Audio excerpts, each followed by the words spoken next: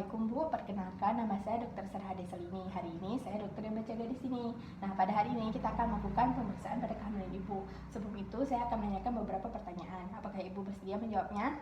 Bersedia. Baik, kalau boleh tahu nama Ibu siapa Bu? Sari Selini, Umurnya? 27 tahun, Pekerjaan sehari-harinya?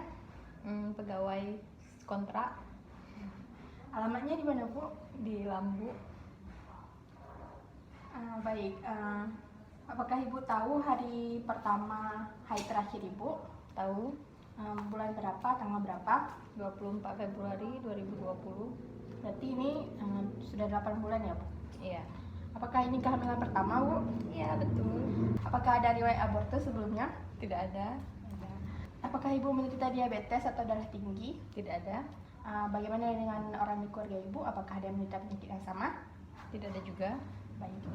Apakah ada dirasakan sakit perut atau kontraksi seperti itu Bu? Ada sesekali. Apakah ada keluar flek yang disertai darah? Tidak ada. Baik. Jadi nanti kita akan melakukan pemeriksaan ANC, Leopard, dan biometri klinis. Mungkin ada sedikit rasa sakit dan rasa tidak nyaman, dan saya akan berusaha untuk mengurangi hal tersebut. Sebelumnya Ibu boleh ke kamar mandi untuk buang air kecil terlebih dahulu. Terima kasih Bu. Sama-sama. Baik, yang pertama kita akan melakukan inspeksi. Kita baringkan pasien dalam posisi terlentang, kemudian kita akan membuka baju pasien untuk melihat keadaan perut. Jadi di sini bisa kita lihat secara umum ibu sadar, kemudian tidak terlihat adanya tanda-tanda anemis, kemudian kita lihat apakah ada edema pada wajah atau tungkai, kemudian kita lihat konfigurasi uterusnya. Selanjutnya kita akan melakukan kegiatan Leopold. Yang pertama adalah kita memposisikan pasien dengan bahu dan kepala sedikit lebih tinggi dan kaki ditekuk. Kemudian kita akan melakukan Leopold 1. Jadi Leopold 1 ini pemeriksa berdiri di sebelah kanan pasien dengan menghadap ke arah wajah. Selanjutnya kita lakukan palpasi bimanual untuk menentukan tinggi fundus uterus. Kita cari puncaknya. Kemudian setelah dapat, kita lakukan pengukuran dengan pita ukur.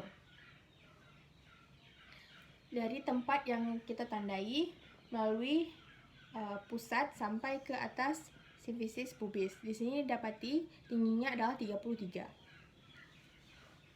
Selanjutnya adalah Leopold 2, di mana pemeriksa berdiri di sebelah kanan pasien menghadap ke arah wajah. Selanjutnya dilakukan palpasi bimanual untuk menentukan di mana letak punggung janin. Jadi di sebelah kanan saya meraba sesuatu yang bulat-bulat, itu berarti ekstremitas, sedangkan sebelah kiri saya meraba sesuatu yang melengkung dan agak keras, itu merupakan punggung. Di sini dapati punggung bayi berada di sebelah kiri. Selanjutnya kita akan melakukan Leopold 3, di mana posisi pemeriksa masih sama seperti Leopold sebelumnya. Namun kita akan melakukan palpasi untuk menentukan bagian terbawah janin. Jadi satu tangan melakukan dorongan dan satu tangan melakukan palpasi di bagian bawah. Di sini teraba sesuatu yang bulat dan keras, menandai bahwa presentasinya adalah kepala. Selanjutnya kita akan melakukan Leopold 4. Pada Leopold 4 kita tetap berdiri di sebelah kanan namun menghadap ke arah kaki ibu. Selanjutnya kita lakukan palpasi bimanual untuk menentukan apakah kepala telah masuk ke dalam PAP atau belum. Jika tangan kita membentuk konvergen bersatu, itu artinya kepala belum masuk PAP. Sedangkan apabila kita lakukan palpasi, tangan tidak bisa bersatu, maka kepala janin telah masuk ke dalam PAP. Dari Leopold 4 didapati bahwa kepala janin belum masuk ke dalam PAP. Baik, selanjutnya kita akan melakukan pemeriksaan bimanual atau pemeriksaan dalam. Di sini pasien dalam posisi berbaring dengan kedua kaki ditekuk. Kemudian kita berada di antara kedua tungkai pasien. Setelah itu kita memberitahukan bahwa pemeriksaan dalam akan segera dimulai. Jadi kita melubrikasikan jari kita dengan jeli. Kemudian dengan menggunakan jari telunjuk dan jari ibu jari tangan kiri kita membuka labia.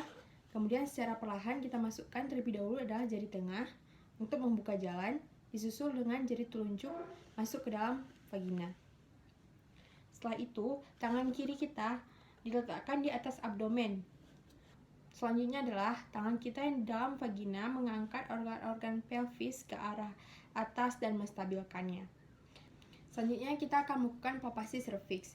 Jadi di sini kita lihat kita rasakan bentuk serviks, kemudian kita rasakan apakah sudah menipis atau masih tebal, kemudian bagaimana konsistensinya, apakah rapuh ataupun kenyal, kemudian jika terjadi pembukaan kira-kira berapa sentimeter pembukaan tersebut. Kemudian kita lihat kita rasakan apakah ada jaringan parut, selaput ketuban ataupun prolaps tali pusat.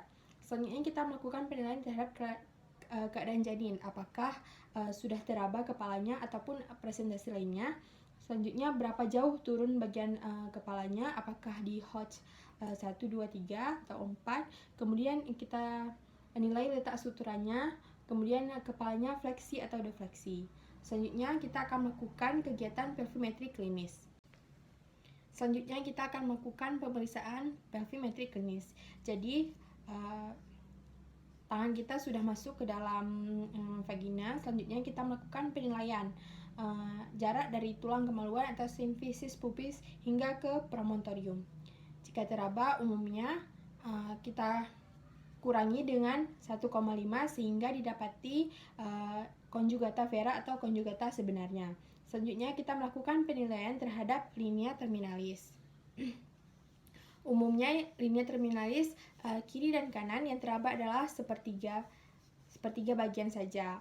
Selanjutnya adalah spina ischiadica, di mana spina ischiadica kiri dan kanan umumnya menonjol dan terasa tumpul. Selanjutnya adalah sakrum. Di sini kita melakukan penilaian terhadap sakrum, sakrumnya melengkung. Kemudian adalah simfisis pubis. Nah, di sini kita lihat arkus pubisnya lebih besar dari 90 derajat.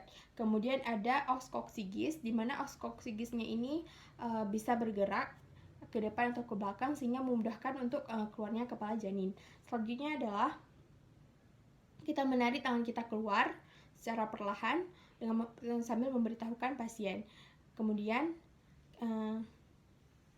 kita lihat distansia intertuberosum. Jika di sini tangan saya sekitar 10 cm.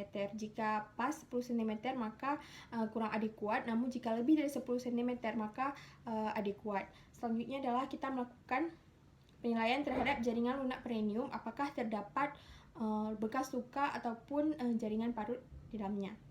Setelah dilakukan pemeriksaan dalam dan penilaian pelvimetri, selanjutnya kita akan melakukan penilaian terhadap denyut jantung janin. Jadi untuk mendengar denyut jantung janin digunakan stetoskop biaural ataupun stetoskop monaural maupun fetal heart detector atau Doppler. Berdasarkan hasil Leopold tadi didapati bahwa kepala bayi berada di bawah dan berarti untuk mengukur denyut jantungnya agak dekat ke kepala. Sehingga kita letakkan stetoskop di situ, kemudian satu tangan kita akan menggenggam nadi ibu untuk membedakan antara nadi ibu dengan nadi janin, dan satu tangan lagi akan digunakan untuk menekan stopwatch. Selama 1 menit didapati denyut jantung janin adalah 125, di mana denyut jantung normal berkisar dari 120 sampai 160. Pemeriksaan ANC, Leopold, dan pelvimetri klinis telah selesai dilaksanakan. Semuanya dalam keadaan normal. Sekian dari saya, terima kasih.